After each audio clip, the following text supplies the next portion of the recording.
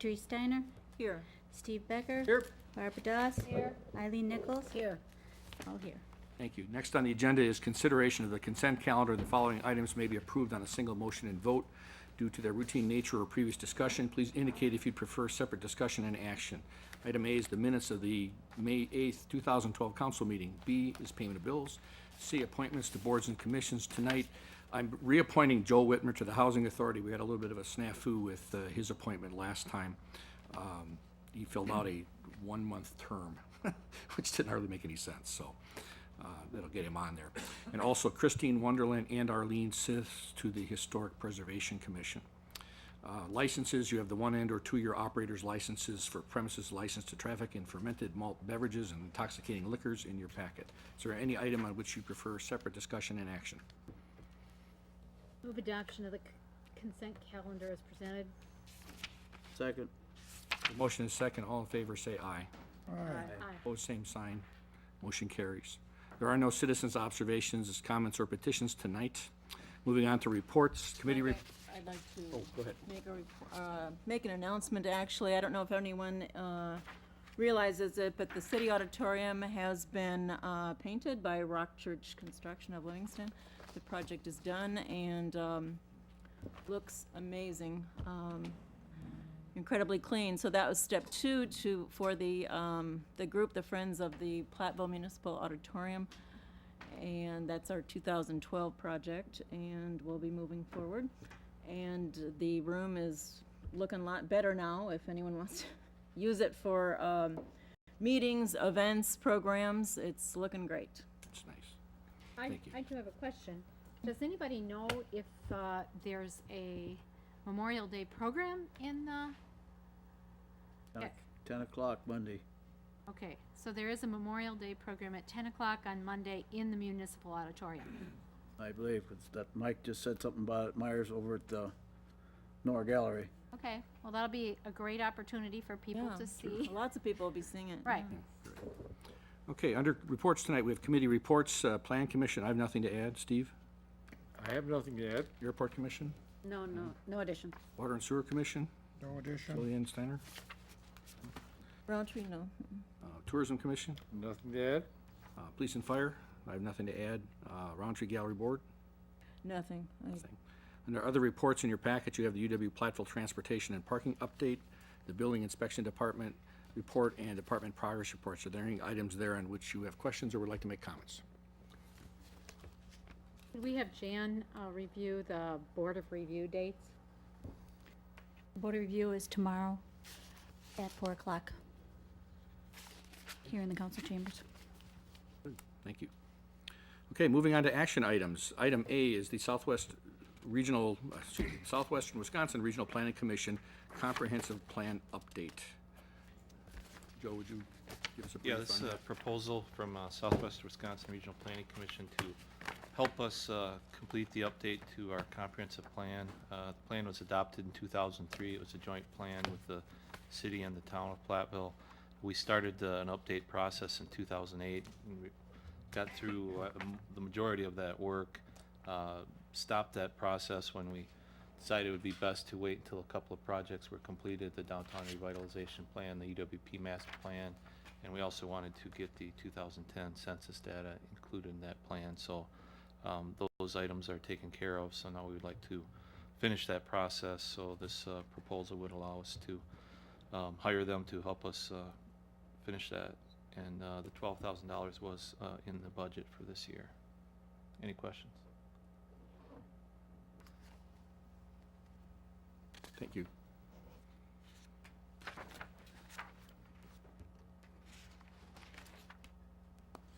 Move to approve this contract with Southwest Wisconsin Regional Planning Commission. Second.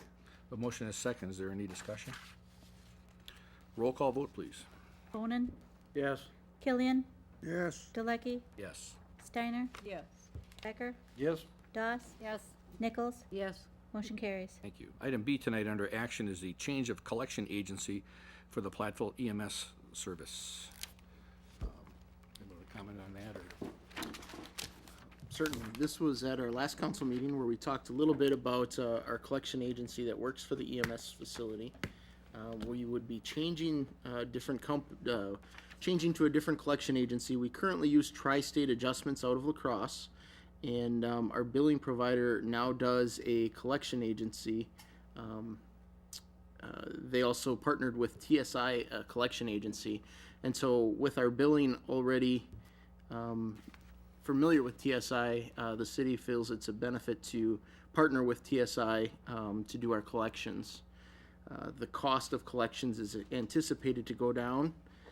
Previously, at our last meeting, there was some questions regarding the costs of being a member of the Professional Ambulance Association of Wisconsin. So we amended the staff note to reflect the new cost so that everybody knows what that cost is. We also explained a little bit the number of accounts and how TSI works. You would buy accounts up front, and then you're charged based on the number of accounts. And there should be a little chart in the staff note. There is. Okay, thank you, Larry.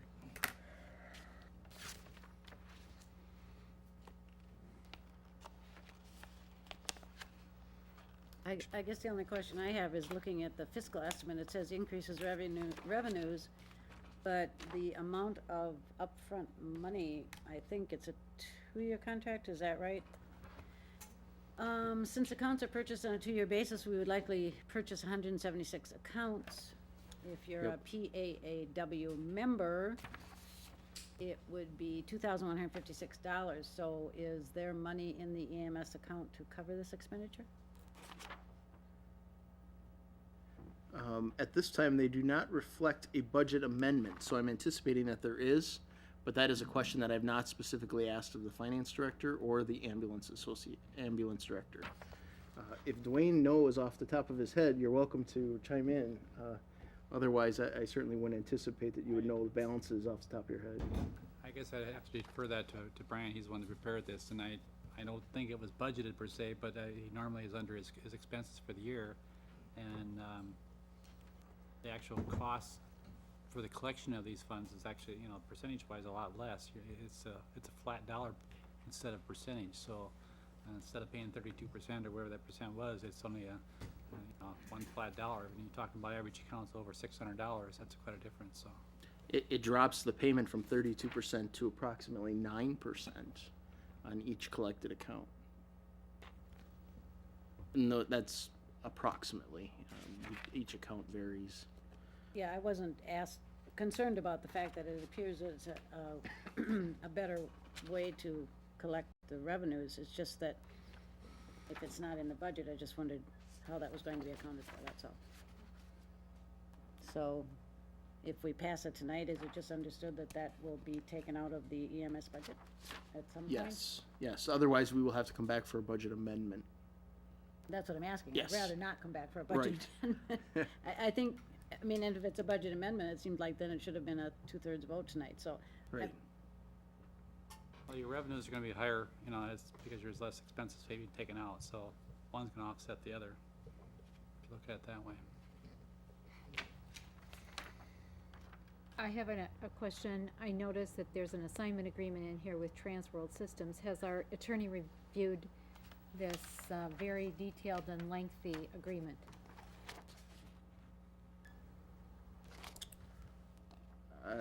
Honestly, I can't speak to that. I don't know. If you feel that that's a priority, we could certainly have that done before the city manager signs off on it. Typically, I would anticipate that these companies would use forms that were pretty standard from one city to the next. That doesn't mean we shouldn't have our attorney review it as well, so.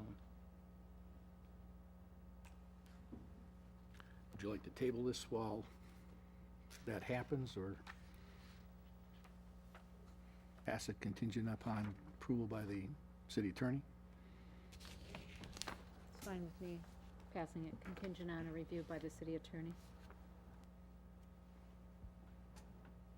I'll make that That was a motion. motion. I'll second.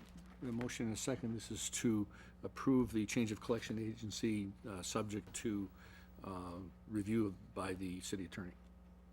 I would add, with the understanding that there will not be a return for budget increase to cover the dues for PWWA or whatever it is. Is that okay with the seconder? Yes. Okay. Any questions or comments? Okay, roll call vote, please. Bonin, Yes. Killian, Yes. Galecki, Yes. Steiner, Yes. Becker, Yes. Doss, Yes. Nichols, Yes. motion carries. Thank you. Under information and discussion tonight, item A is contract 7-12 for sidewalk repair. Brief comment, Howard? This is a different company that's looking to do this. We have reviewed additional references and found them to be acceptable and would recommend the award of the contract to the J&T Construction at the bid price at our next meeting. Thank you. Could you tell us the address of J&T Construction? I don't have it right off the top of my head. I believe they're in Montfort. Would you like that added to the staff note for next time? Great. Any comments on that? Item B is ordinance amending Chapter 33 of the rental code. This was originally brought up on the 8th of May. We have some revisions to the code here, and City Manager Larry Berkey gave us another form tonight indicating some additional possible changes.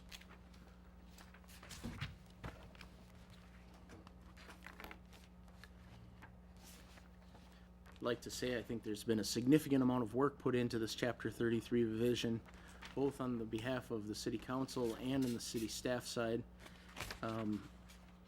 As a result, there's significant paperwork for you to review, and certainly if you have any questions, we're here to help.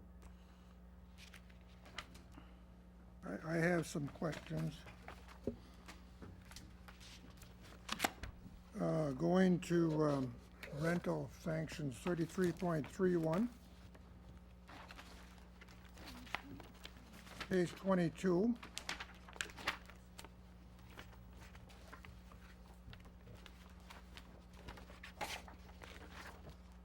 And the first thing underneath that Part A is, it says which receives multiple citations or violations, or violation notices, I should say.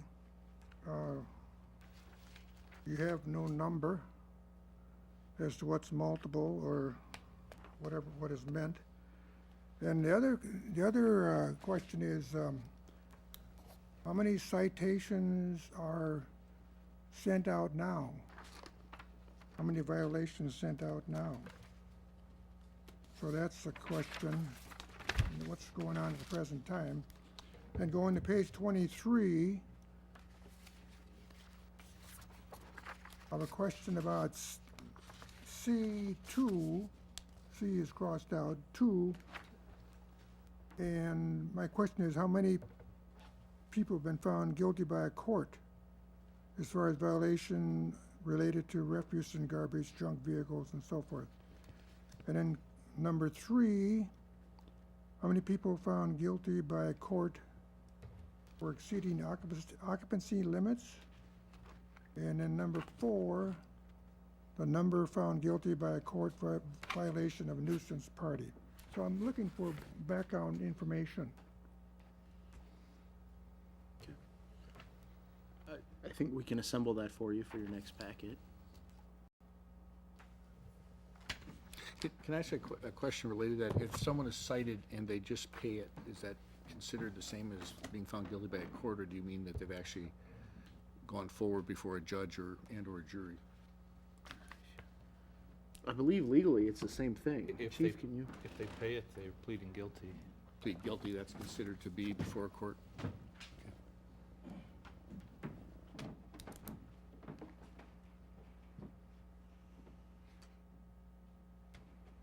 Other questions, Ken? That's it. I just trying to find out what's going on now. I have a question also on page 22, again, 33.31, under sanctions. Real estate, rental license sanctions, the city may impose sanctions upon the owner and/or the tenant is crossed off.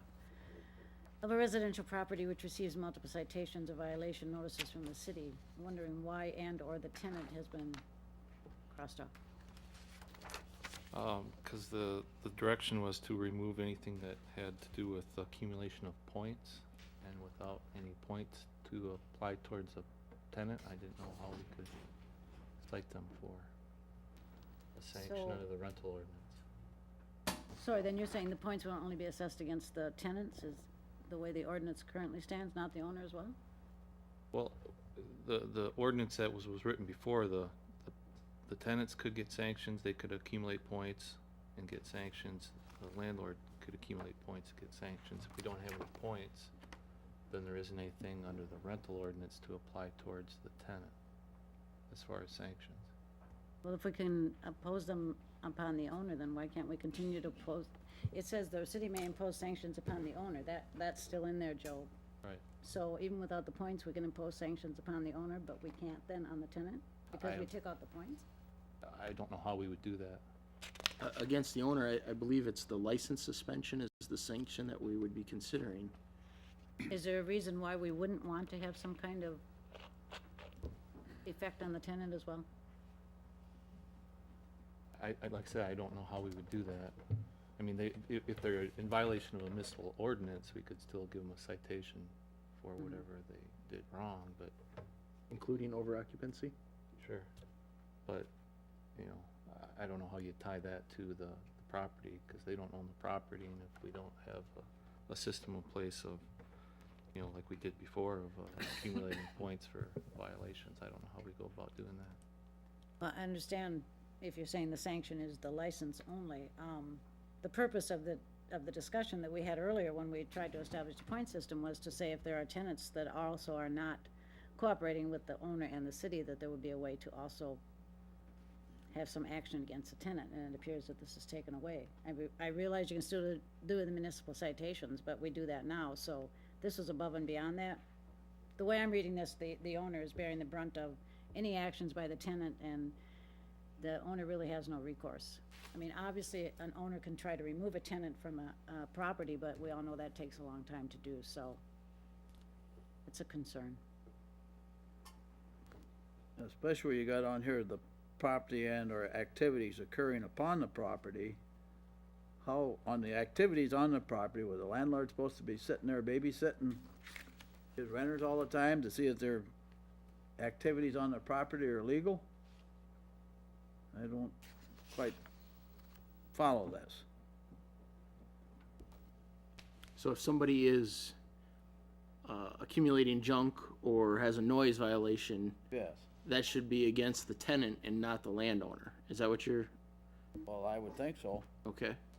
And the way that's Not worded right necessar- now. not I don't think so. No. Not I think necessarily- the whole Tenant- the idea of owner's it is to get responsible. the landlord Let's do one at a to time. shape I up. agree with that statement. Well, to get the landlord to shape up, to take Well, care of their the th- property. You know, I understand part of what your point is, Steve, that the landlord has to be also responsible in this. All right, I have no objection to that statement. But to say that only the landlord is responsible for the actions of the tenant, I think is unrealistic. Because a landlord has certain legal abilities to, when dealing with tenants. And if a landlord is trying to deal with the tenants and there's no action that's going to be taken against the tenant, then the owner is caught in a very difficult situation. Even the university now has the ability to talk to a tenant, if they're a student, and to say that your activity is not what we would find acceptable as a student. This revision, as I view it, takes away the ability of the owner to have the backing of the city in some instances where it would be helpful with a tenant who just does not respond to the owner, and the owner has only certain legal things they can do.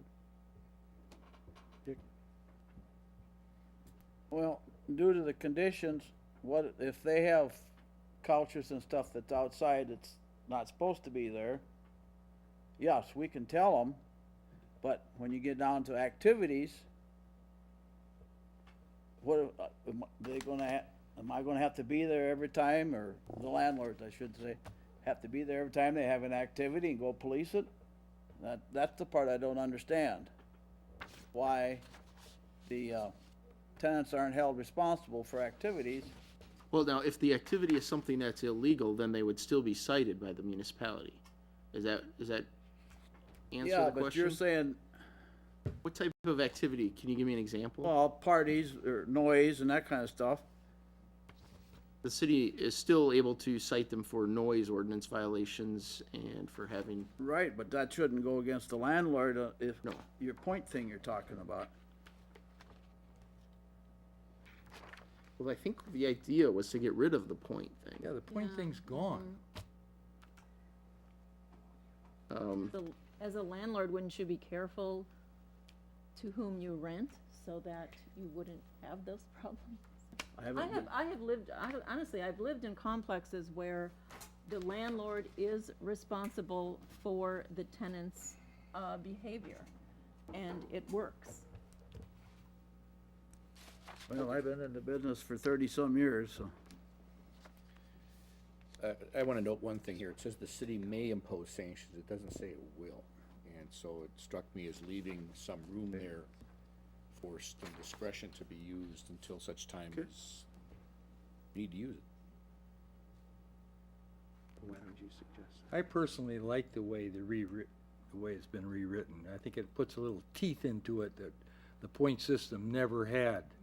That last time we revised this, it was nothing. It was a waste of time because it didn't put any sanctions in. And this is exactly making the landlord be responsible. And the landlord should be responsible. And if you're renting to somebody, you're a responsible landlord. Yes, you should be over there if they're having parties and they're putting stuff out. You should be over there straightening them out. If you tell them up front the day they rent it, what you expect of them, they're gonna comply. And I've been in the business for 30-some years. I've never had any problems with tenants. I haven't either. I've kicked them Okay, out. then we should be good. One of the options we have is on page 23. If you wanted to take out the words "or tenant" out of number 2, 3, or 4, then the landlord would not be charged for something that the tenant did or could not be sanctioned for that. But then that does exactly what Steve said he liked about it. It weakens it a little bit.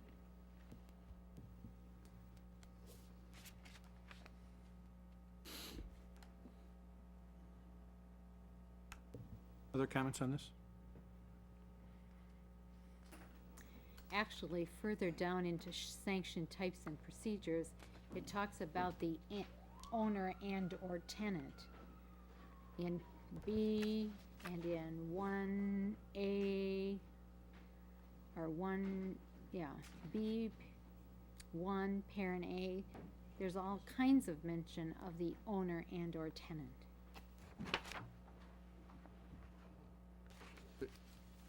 So, I mean, it hasn't been consistently taken out. So is that an error? Should that and/or tenant be taken out? I mean, at one point it says sanctions shall only be applied to the owner, but then in the next paragraph it says the following types of sanctions may be imposed upon the owner and/or tenant. What page are you on? I'm on page 24. 24, okay. 23 also.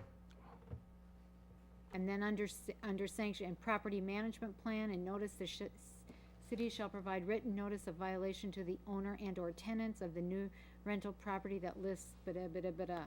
So I mean, you know,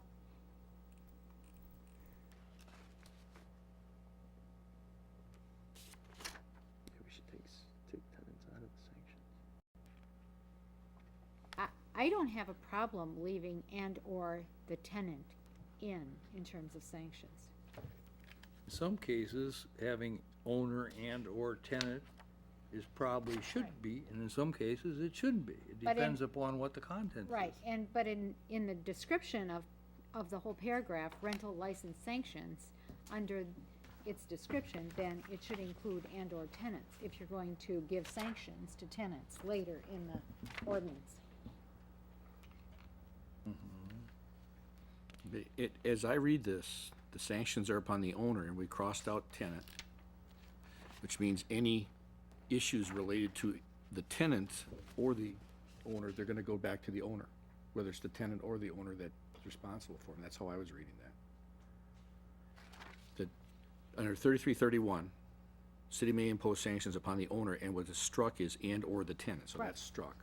So Right. it's just the owner for any of the following, which is, if the property owner or tenant is found guilty of refuge and junk, 1, 2, 3, and exceeding 4. occupancy, right, 2, 3, and 4. And then, on page 24 are sanction types and procedures, where it says the following types of sanctions may be imposed upon an owner and/or tenant. By leaving, if we left and/or tenant in the original, not taking it out in 33.31, where it was first taken out, if that was left in, then it follows, the rest of the ones follow through, Right. because then it depends upon what type of What sanction type it of is sanction it is. and Right. that. Okay, I see what you're saying, which is that those sanctions don't apply to a tenant. Well, I think it could, because you could have a property management plan created to encourage tenants not to put garbage on the front yard, for example. In which case, if a tenant had been caught doing that or had been fined for doing that, they should be involved in the property management plan to help remedy the problem. So I think we need to restore and/or tenant to 33.31 so that it's consistent through that section of this ordinance.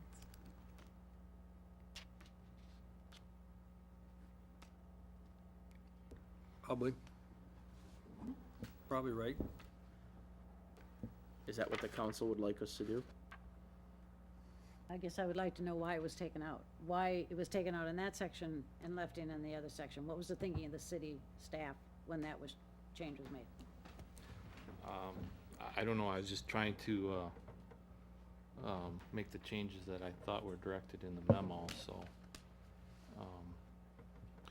I guess I don't see a reason why it couldn't stay in.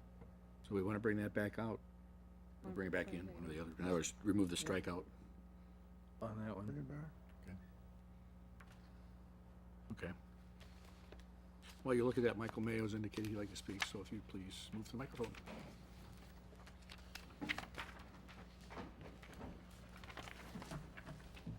Michael Mayo, 375 South Chestnut. I find this ordinance and this amending this chapter rather unbelievable, especially since our rent board, or rather our rental code board, was disbanded by this council. So therefore, no one of the public was even able to give any of their comments or have any provisions for a homeowner to tell the council how they feel about these particular laws. So it is all a politically motivated change. Now, Eileen's comments, especially the fact that the landlord does not have knowledge of a lot of these actions until after the fact. And what recourse does a landlord have? To throw his tenant out? As you said, it takes quite a long time to do that, especially when the tenant just happens to be a county commissioner's son. And where does the landlord go from there? To the county court system, where the commissioner has already spoken to the judge?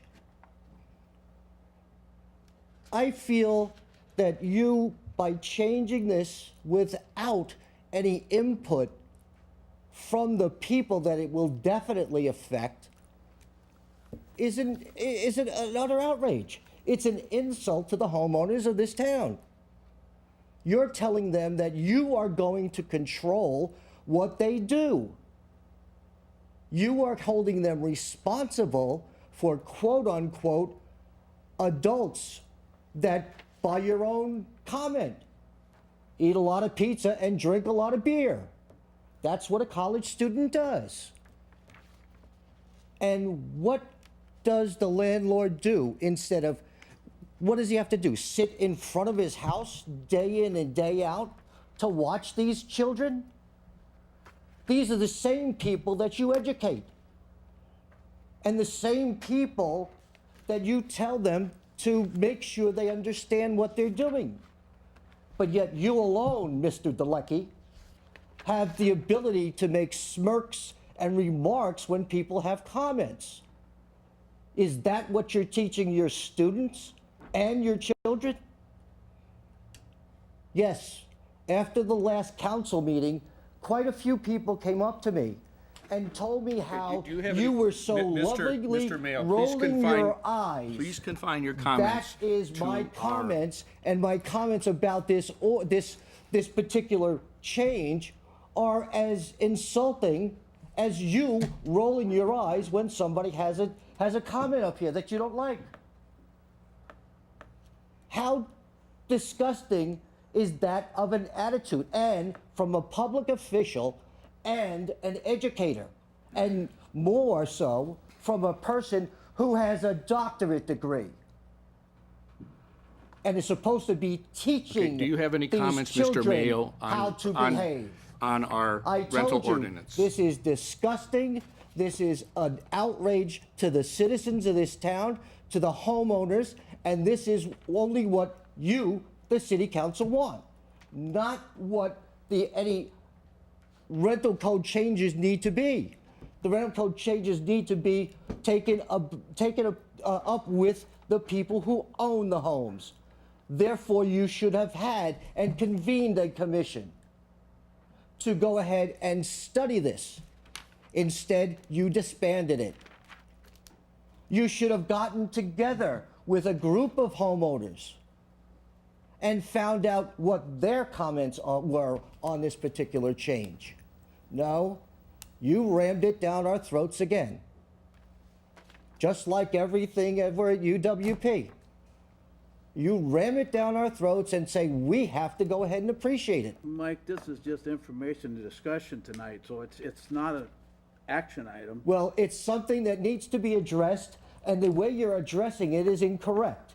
It needs to be done with a group of people who have a real concern about it. Not just you and Steve. Yes, you've been homeowners for quite a few years, and it's great that you are.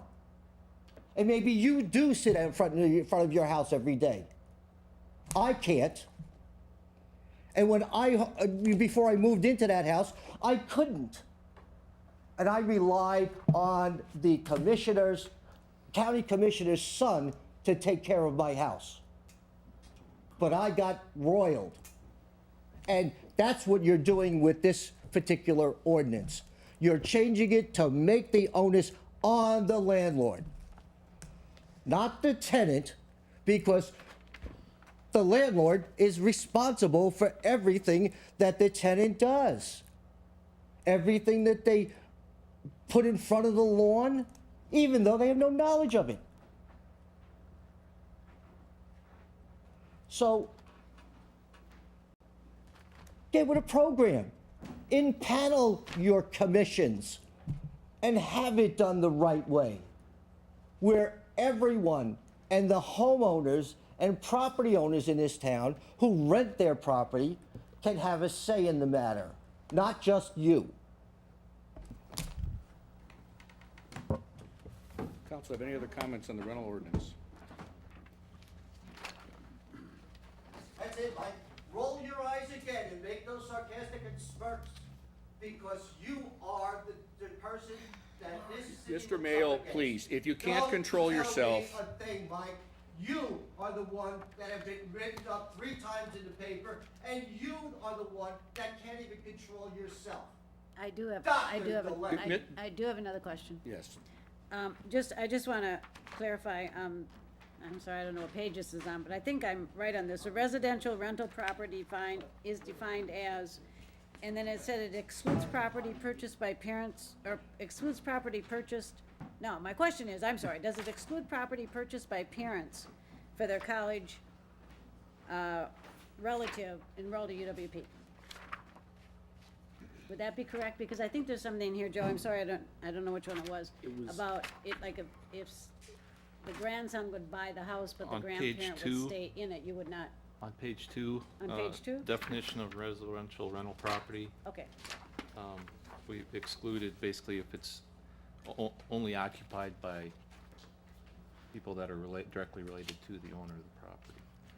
Now, in the case of somebody buys property when their child goes to the university, but they have roommates, then it would still fall under this rental ordinance. But if it's just occupied by their children, then it would not, their immediate family. so if I'm a parent and I buy the house, but I only have one child in that house, and there are two or more, then it would have to be inspected. I mean, I'm sorry, if there are two that are not related, let's say, Correct. to the owner of the property, then it would Correct. have to be inspected? Right. But we allow two. Not sure I'm clear on that. I mean, if I own a home, I can rent to two people that are not related to me, right? As a room or a boarder. As a boarder, Right. right? So if my son or daughter lives in the house, can't I have two more people that are not related to that son or daughter also live in that house? No. Because he's living in it? No. Okay, If your son or daughter owned it, yes. You had to draw the line somewhere. okay. I have to find that in there because I guess I wasn't clear on that. Yeah. I don't Other believe comments? there's any hurry. We could continue to table it if you want. Well, I just wanted to be clear on it. The way I read it the first time, I thought, well, you know, we do have parents that are buying houses for their children to live in, and it just seemed like they were included in that because it was a owner and the relative lived in it, but, okay. But then that would also hold true if the grandson bought it and the grandparent lived there and then two people lived in it, you'd have to inspect that house? Two people who are not related to the The owner of the grandparent? property would have to live there. I'm sorry? The owner, whoever owned it, would have to live in that unit. Then they could have two roomers or boarders. If a Okay. parent owns it, and lives in Eau Claire, then Okay. they can't have anybody else that's not related living there. Okay. Anything else? Will this be on the agenda next time for action? And will there be a public hearing? Is that the way that is done, or what, for this ordinance change? Right now, it's tentatively to be on again for information to the next meeting, and then a public hearing in the meeting after that. The public hearing would be? Would be the meeting after that. Okay, Second meeting in June. Second meeting in June. so there's plenty of time for people to comment. Yes. And Joe, the point system was removed because it was too difficult to enforce, is that what it was? Well, it was removed because I was directed by the council to remove it, but I think the issue that staff had was it was very difficult to keep track of all the violations that happen on all the properties in the city and assign points to them. It was just an administrative difficulty. And it was the rental task force who came up with that idea, was it a couple of years ago? Yes. And how many people were on that task force, do you know? I would say 9 or 10, and staff gonna was say there 9. with us when we did it. And do you know how long you met? Oh, A very long time. Yeah, very long time, at least 6 months, maybe 9 months, and the idea was we were going to go back and review it after 6 months, but instead the task force was disbanded, and so there was no way to go back and review it. I think it was almost a year. Was the point system put in back then, or just? Yes. Okay. But it never started. I was Right. gonna Yeah, I say, was were gonna say, I there never any heard of it. points ever No. accumulated by? No, There are over 2,000 rental properties, and to keep track of all of those properties and points, I think, is something that would require additional staff time. Okay. Well, I disagree with that comment because it's like driving a car. You're not keeping track of the driving record of thousands of people in the state of Wisconsin. It's just the ones that are offenders.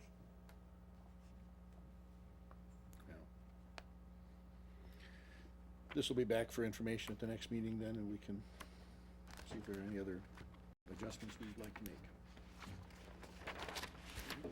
Item C under information tonight is ordinance amending section 22.09 paren A regarding vision clearance at intersections.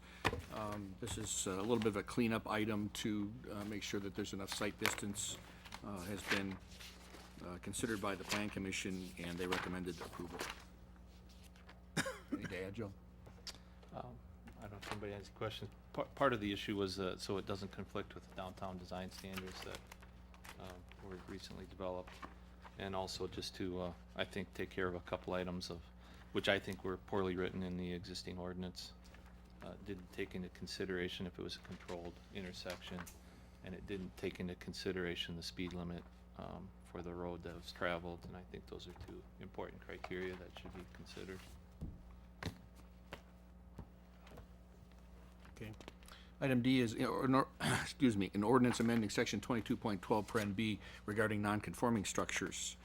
This also is a little bit of housekeeping information to bring things into consistency with state law. Right, there was a recently adopted state law that changed the requirement as far as regulations on non-conforming structures, so this would bring our code into compliance with that law.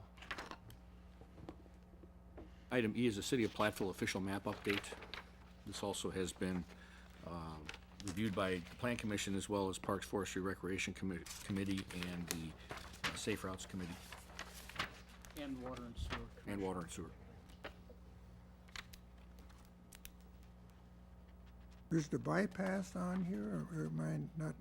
Yeah. It's hard to see on those. I have a larger I'm talking about going diagram around north. on I the don't know board far here, enough. but yes, there is a bypass identified along the east and north sides of the city. Comes in But where is it coming from the south? The intent here is that it would connect with the existing four-lane highway approximately where West Mound Road crosses underneath the four-lane. And we would be projecting an interchange at that location so that, in essence, our bypass would continue from, Southwest Road all the way around the city to West Mound Road, and then you would get off onto the north and east bypass and go around the city and connect with Broadway County B, Highway 80s, and Highway 81 on the north and east side of the But city. what we have here is a kind of an inset version of the map that the Plan Commission saw, which actually shrinks the city down, and you can actually see the bypass on it. Water and sewer, that- We don't have that map. This map Okay. here, Okay, I'll get different ones. I thought you had this other one. let me at least pass this down so people can take a look at it. That's what we had at the Plan Commission. And it shows what Ken is talking about here. We can leave this other larger We'll map leave up this here, one up here. so you guys can look at any time. Is that the, They have the there's- other one, but that's okay. Must have been zoomed in, maybe. that one I is don't know why I have that problem every time I try to too print close it out. something, yeah. Yeah. Well, It's outside this line. Yeah. Yeah, that's Every time I try to print it out. your red line right here is right at the edge Yeah, of this. yeah. What they're saying is, well, Okay. don't have that. bypass goes around. My question is, has the township looked at this map? I did have a meeting with the town of Platteville and brought this to their attention, showed them the map, showed them the ordinance requiring the map, and at that time, they did not have any questions. So they don't mind Well, I can't say that. bypass cutting through all their fields and so forth? I can't say that, Mr. Killian. All I can say is that they did not have any questions. Okay.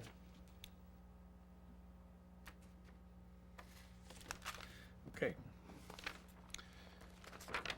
Item F tonight on information is a resolution approving the 2011 Compliance Maintenance Annual Report. This is for our wastewater treatment facility. That's correct. Bottom line is the last page is our report card, and we got all A's. It's as good as it gets. Item G is the Stonebridge Road repairs. Stonebridge Road was originally scheduled for reconstruction, and that was put off due to budget pressure, but we're still having some issues there. Delta 3 was asked to come up with some estimates on repairs. Howard talked to them about this. Do you want to very briefly tell us what those options are, Howard? Okay. We came up with three options. Option one, the cheapest, the lowest initial cost item, about $48,000. We're looking at an estimated life of up to about 3 years. Basically, what we're talking about is excavate and put in a gravel base in the bad areas at the extreme end of the road, and then do a thin overlay of the existing surface. The cracks will appear very quickly, but it should still be passable within about 3 years, or for about 3 years. Option two would be to also excavate and replace the base in the bad area. And then this option would remove the existing surface and install a new 2-inch surface on the existing base. Our cost estimate for this is about $62,000. Since we wouldn't be adding any base in most of the places, we figure that this would have a serviceable life of up to about 5 years. Option three would include a full street excavation with new gravel base and 2 inches of asphalt pavement, estimated at about $80,000. Due to a partial gravel base and a thin asphalt, we estimate a life of up to 10 years.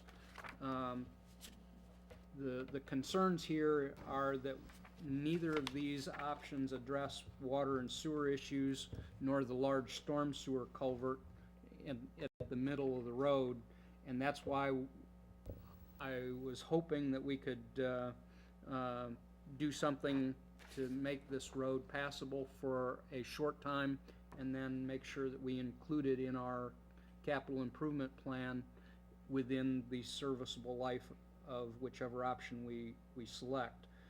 I'm recommending option one because it's the lowest initial cost, and it kind of forces us to remind ourselves that we need to get this done in this initial CIP cycle so that we can make sure that it's budgeted. Thank you, Howard. The problem with that is that your option one is your highest cost per year. It's $16,000 per year, where you go with option three, it's half that. And lasts 3 times longer. You know, But you have more. option two is even, I mean, you're looking at 14, if you look at it a cost per year, option one's by far the worst. It's twice as costly as option three. I understand where you're going with this, but what I'm concerned about is if you have the estimated life of 5 to 10 years, it's very easy to defer it again and still not do the water and sewer work that's also required. But that's your call. Is it on the CIP sometime in the next 5 years, Howard? Was on the CIP. It was on there, but it was removed. It's, For what year? it was on for 2012, this year. And it was removed in deference to, It was removed because of our budget concerns. When we went from the 2011 to 2012 budgeting years. So if it was on for 2012, we pulled it out, why wouldn't it just move to 2013? We were looking I at, mean, if it was a priority item in 2012, you would think it would then become the number one priority in 2013. I looked at Howard, our- is there a way we can stretch this road out the rest of this year with patches and stuff and put it on our CIP for next year and get it taken care of the right way? It would be difficult and costly, but it could probably be done. I don't have a good estimate. What it would mean is our guys would probably be back there every month or so trying to patch this back together again. That'd be cheaper than buying everybody a bunch of Hummers to get through there with.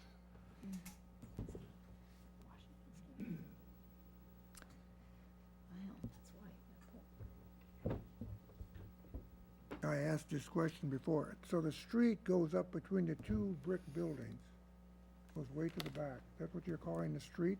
Starts at Main, goes all Yes, all the way up?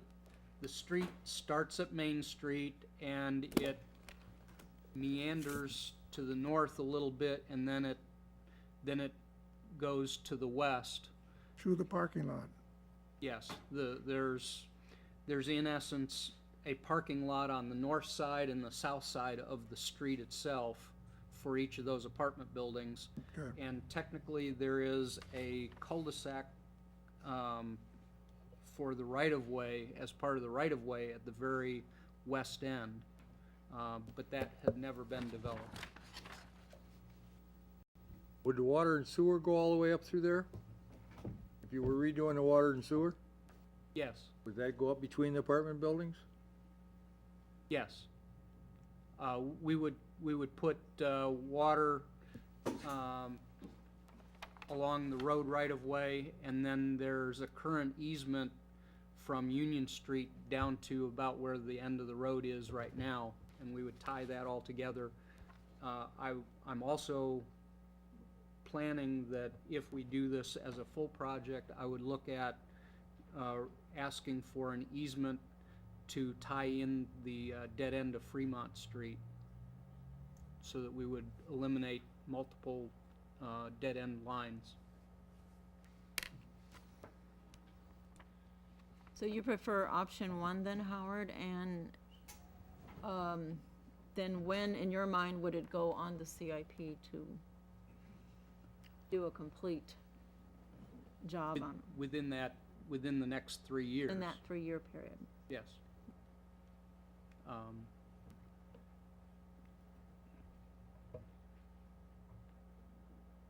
No good answers.